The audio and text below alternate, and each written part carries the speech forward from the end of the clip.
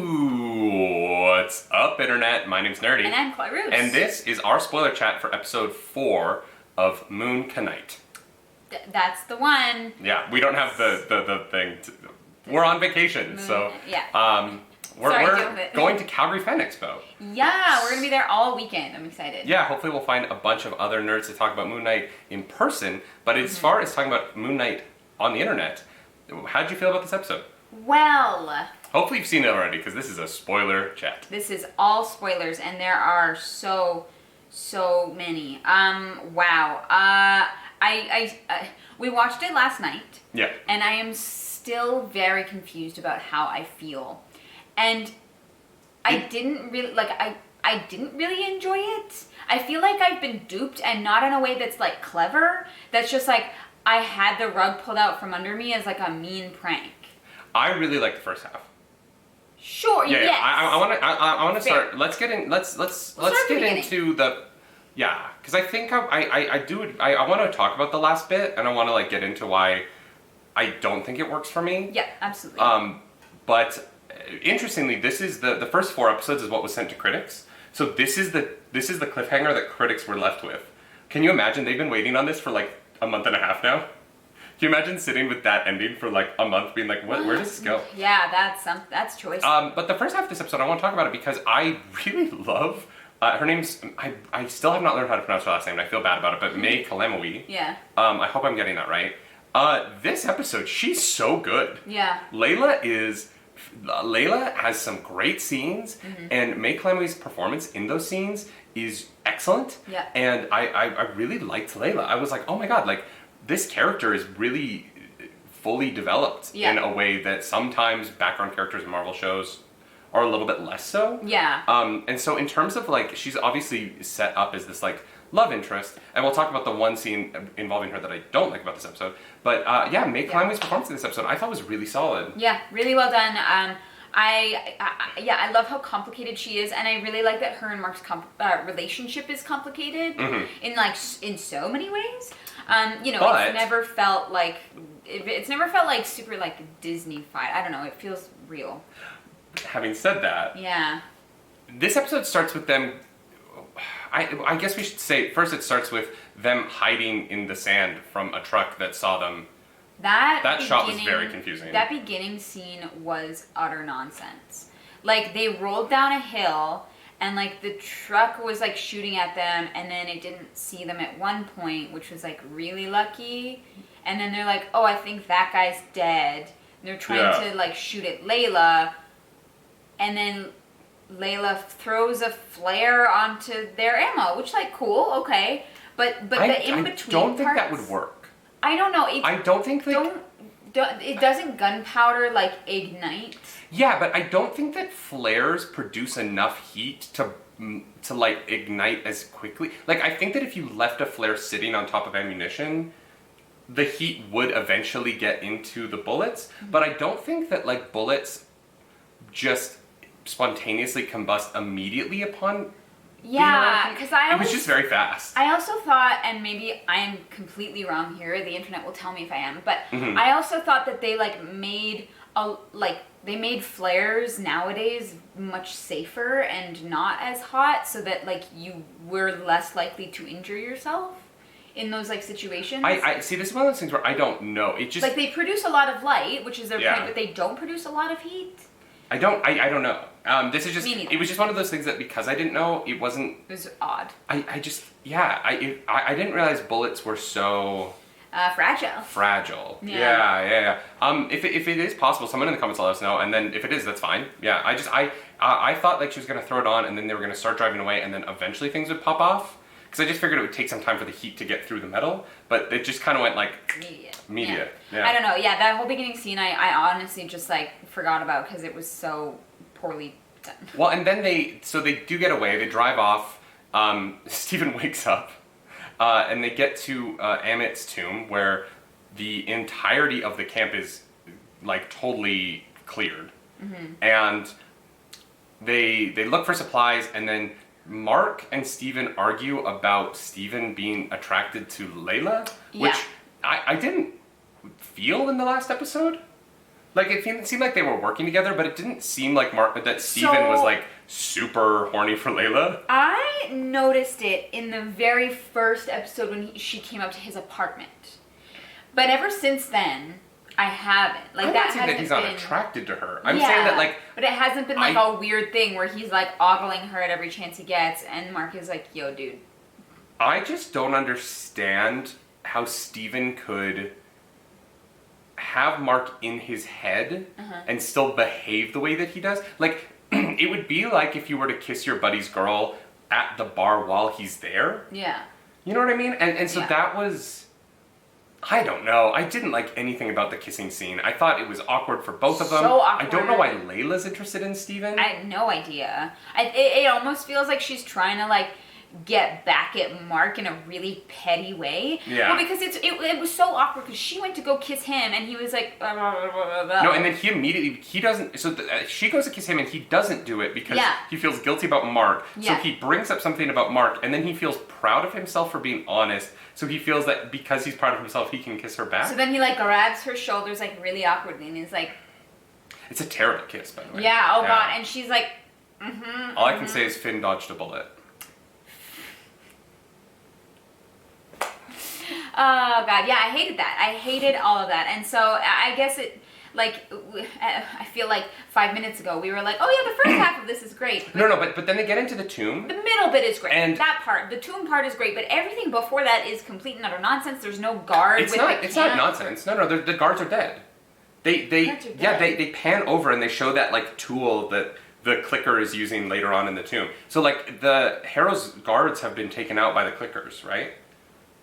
Oh, that's why they pan over, like, a box and, like, Steven's, like, ruffling through papers or something and they pan over a box and in the sand up top is the tool with blood on it. Oh, I missed that. Yeah, so I think Harrow's men have been fighting these clickers. I know that I'm using the Last of Us term, but the sound was just so similar to the clickers from Last of Us. Yeah, it makes sense. And so Steven and it's important to be Steven and Layla go into the cave. I really like the joke about belaying. And he's like, what's belaying? And she's like, you're so funny. Like, I can't even tell when you're joking. Oh my God. And I was like, Layla, he's not Mark. I know that you just kissed him, but you need to be able to tell the two apart. Yeah, please, for all of our sakes. And they plunk down, and I understand, you brought up, like, it's kind of cheesy how they figured out, like, the shape of the tomb, but I loved it. Like, the stuff that feels like the mummy in this episode to me, I really, really loved. I thought the tomb being a maze in the form of the Eye of Horus was really cool. I think the idea of it is rad. I have absolutely no idea how Steven figured that out by walking 10 feet. I get that, but I think that, like, it was just the exits were in such a direction that, like, it was the only thing that made sense to him. And, like, as this guy who's, like, obsessed with Egypt, I really liked it. I thought it was cool. I thought the clicker was really cool. Yeah. I thought the clicker killing the police officer from the second episode, like, Harrow's men have been with him. I thought that was, like, a fun scene. And Layla kind of, like, trying to creep around the sarcophagus thing? Whatever, the table that he's on. Yeah. I thought that scene was really well done. I thought all the horror stuff in this episode was really cool. Excellent. Yeah. Like, I thought... the scene where she's crawling along the wall and the clicker is behind the wall and it's going to reach out and grab her. Yeah. I thought that was handled so well. I was so impressed by it. In terms of, like, horror in the MCU, it was legitimate good horror. And I, as someone who loves horror, I was very happy with that. And then that leads to Steven has run off through a different entrance, and Layla and Harrow have this conversation where kind of the bridge behind her is broken, and so he can't get to her, and so he just sits down and he's like, hey, like, Mark's never told you this, huh? And she's like, well, the floor is yours, which I thought was very funny because there was no floor. Yeah. And she says, like, and he tells her, you know, Mark is responsible for your dad's death. Yeah. Yeah. Which I don't really understand why Harrow is telling her that. I guess to, like, rattle her. But, they're his biggest, you know, enemies right now, and to split them up, right? Like... I know, it's just, like, really kind of odd, the idea that this god, like, judges you on what you, like, do and have done. Whereas, like, Harrow's, like, I mean, like, that's a really crappy thing to do to somebody. Be honest with them? I mean, yeah, it's not really, like, his place. I disagree Which with is that. a weird, like, moral thing. Like, a lot, like, there's a lot of people on both sides of that. But it's I don't know. His followers, they are all supposed to have been judged and found, like, 100% pure. Mm-hmm. And they're not. I think that you have to tell people the truth when someone else is lying to them. I think that is the morally right choice. If someone is keeping something from you in order to be close to you, and you find out, like... But Harrow deliberately minces his words to make it seem like Stephen literally killed her dad, and we find out later in the episode that it's a lot more complicated than that and really didn't go down like that. And in fact, Stephen himself Mark was also supposed to be killed in that moment, that he was shot. Yeah. I agree with you. I'm not saying that he does it in the most morally correct way. I'm saying that I can see how Harrow's is viewing it as the morally right way to move forward towards his goals. And I guess Amit also sees that as the morally correct thing, so I don't... Yeah, Amit's all about honesty, y'all. Amit is a big honesty god. I guess, it's just... We also, at the very beginning of this episode, we got the stone being put in the wall, and there's all these other gods in stone. Oh, yeah. And I was like, how many Egyptian gods are there? And I Googled it. And I don't know a lot about Egyptian mythology. Neither did I. I know, like, some very basic stuff, but, like, apparently there's, like, 2,000 of them. Yeah, that's so so the fact cool. that, like, 10 of them have been, like, trapped in stone, I'm like, okay, I guess that's, like... Yeah, it makes sense. Makes sense, yeah. Yeah. But at first I was like, how many gods are there that, like, half of them have been, like, trapped by the other half? Yeah. That's cool. That seems cool. And then Layla keeps going. Mark keeps going. Mark gets to Amit's sarcophagus, and then he realizes that written on the sarcophagus is, was it Mycenaean text? Whatever. Cleopatra. Macedonian. Macedonian, I think that's the word. Whatever the one Cleopatra is. And yes. he reveals that it is Alexander the Great's lost tomb, which is it's interesting, right? Because the director of this show is an Egyptian man who really wanted to focus on, like, the real Egypt and really, like, bring more of that into the show and into the mythology of Moon Knight. Yeah. And what I like that he's done is made the tomb where Amit is be someone who could be considered to be an early cultural appropriator of Egyptian culture in Alexander the Great. And so I like that, as a choice for the show, I like that he is making a commentary in many of these episodes about how white people have appropriated Egyptian culture through the tomb in the last episode being owned by a white man who says he's doing it for cultural legacy. Yeah. And then in this case, it's the tomb of Alexander the Great is where this, like, banished Egyptian god is found. Well, and that he was her mouthpiece, her avatar.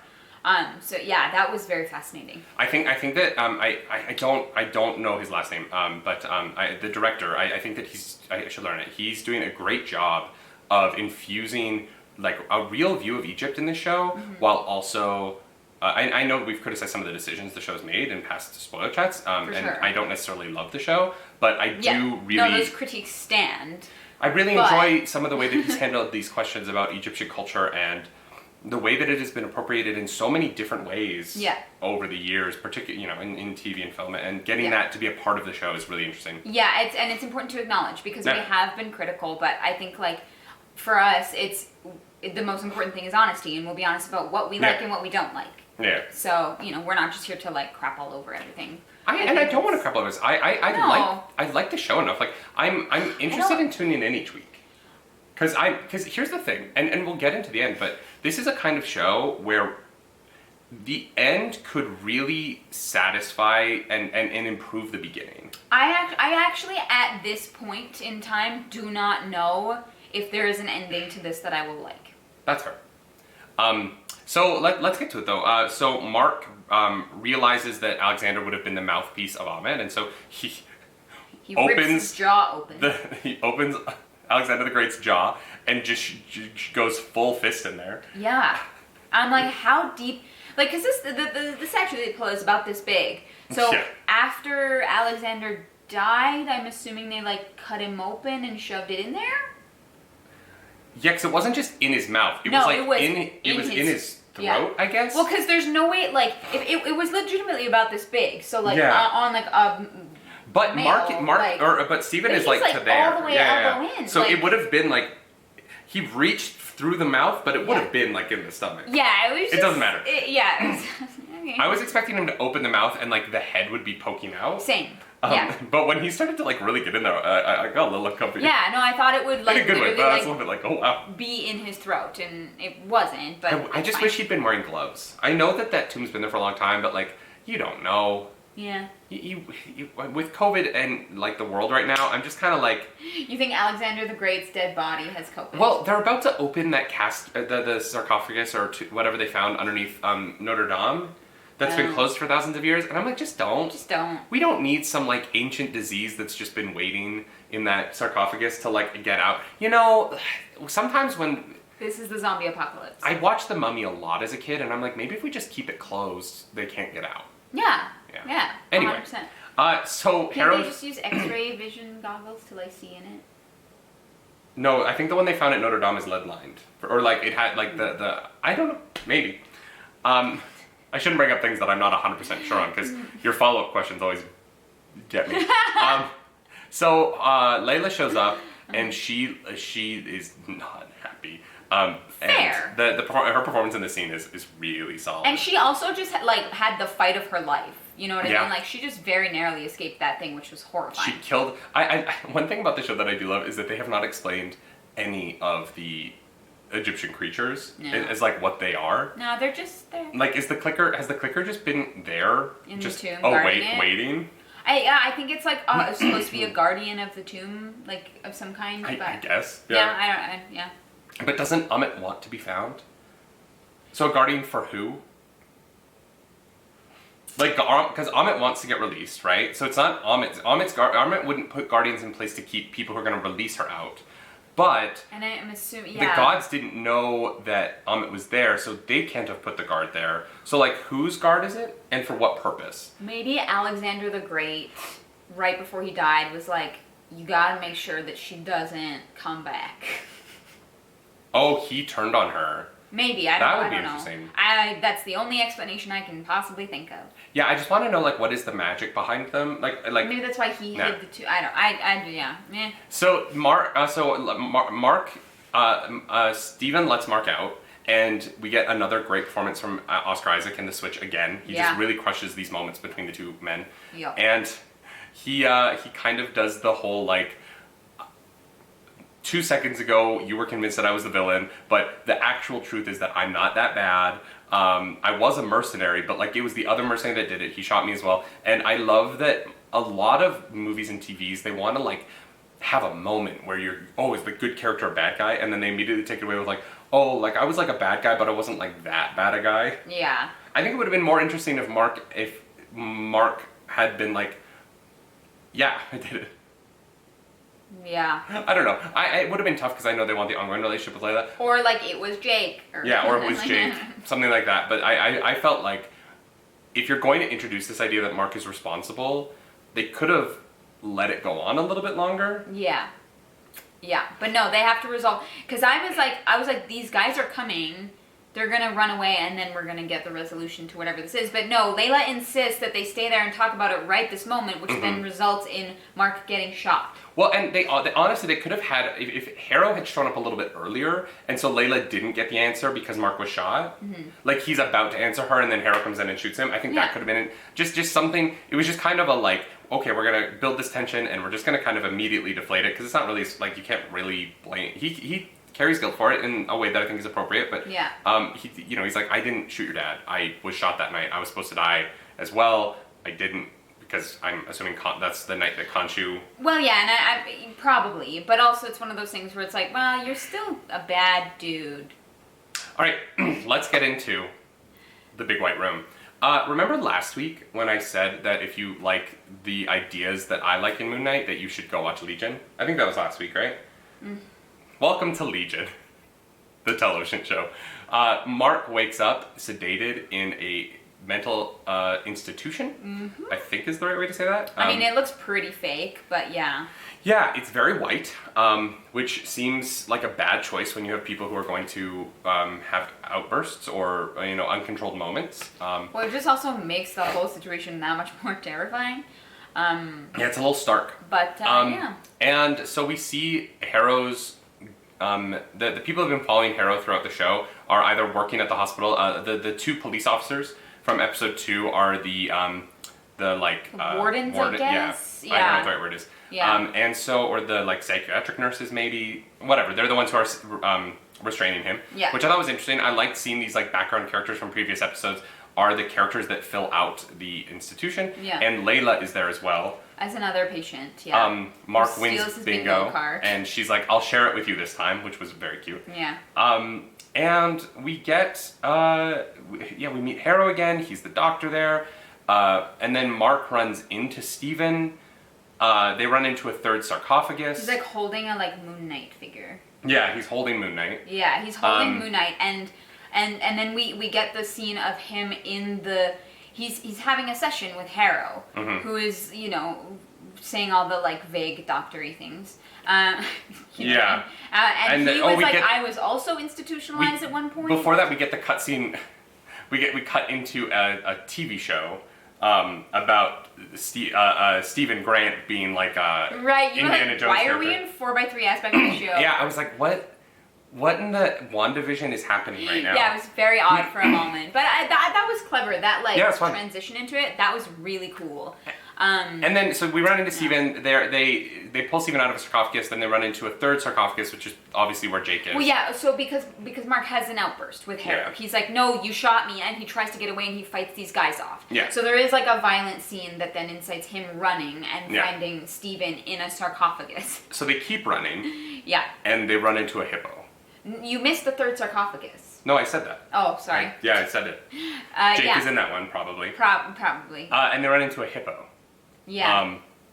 And if you were watching past spoiler chats, I've said that what I like about Moon Knight is when they play the is this real game with what's happening to Mark Spector, right? Yeah. In my opinion, in a 6-episode show, this is the moment where it's you're kind of getting what you want, right, Nerdy? My opinion is that at this point it is too late to introduce this, knowing that we have 2 episodes left and this can't be real. It literally can't be at this point, and there has been no foreshadowing, no hints, there hasn't been anything even remotely to suggest that it isn't and so this just really comes out of nowhere, and I don't like that. I think this could have worked better if there had been moments in the past couple of episodes where reality seemed to break or shift slightly, or for some reason things were wrong, and that would kind of got that last week with the people dying that Mark Spector didn't understand. Well, a little bit. We got for the first time something happened that neither of our personalities was aware of, right? With Jake, which I'm taking from you because I have not read Moon Knight, so then this is speculative. But I'm just it's for me it's too little, too late. I wish that this had been introduced earlier, or that this season was longer, because right now it can't be real. There's it just feels weird and out of place. And honestly, I think that I think it could have been cut down. It felt very languished. So here's my problem with it, is if this was a 10-episode season and we spent 2.5 episodes in this institution, I would love it, because they could really get into what this means and how our characters respond to it. And it would actually feel like it could be real. Right now, there's 2 options, right? Either I guess there's really 3 options here. Either they're going to burn through this in the next half episode, and then get back to the real world, and we'll continue on the journey that we're on. Or the option number 2 is the rest of the show takes place here. This is the real world, and nothing outside of this meant anything real, which would just be really disappointing with the emotional stakes of Layla and everything going on outside. And the third option is that, I don't know, I guess the third option is the entire next episode is this, and then the finale does something else. It's like a twist. But the problem with all three options to me is that too much of the show outside of this institution was shown from other characters' perspectives. Yeah. So there's nothing there's either the show is assuming that Mark Spector had visions of things he wasn't a part of, which is a little weird. Mm-hmm. Like the Arthur Harrow and Layla conversation in this episode doesn't mean anything if it was just a red herring episode for this switch. Yeah. Yeah. And so absolutely. I don't know what this could be that is going to lead us towards a satisfying conclusion right now. And it is so weird that it is so much like Legion that I'm just kind of like, okay, now, last week I was like, go watch Legion, it's great. And then I think that the show was like, oh, let's just add Legion into the show. Like, it's a little weird how deeply Legion this feels. Yeah. And how good that show is, and how kind of, just like, I don't know. I don't know how I feel about this. I want to like it. I really like the CGI of the hippo is incredible. I don't know how they're going to end this show in 2 episodes now and like satisfy this huge shift they've thrown at us, but also like satisfy what was happening in the real world in a way that makes me care. Yeah.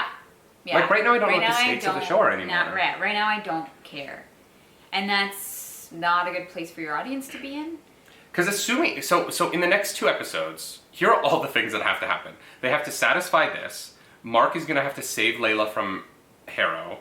They're going to have to somehow tie off the Steven and Mark are both attracted to Layla storyline. Yeah. We have to meet Jake. Yeah. They still have to introduce the third personality. Yep. They have to also get Khonshu out of Egypt. Yep. They have to release Amit so there can be a final fight. Yep. Without the institution, Harrow, there's already so much that has to happen in 2 episodes. Oh yeah, they have to resolve everything with the other gods, like so they don't just imprison him again. You know what I mean? Like they have to like. Oh yeah, they have to do something with that. Yeah.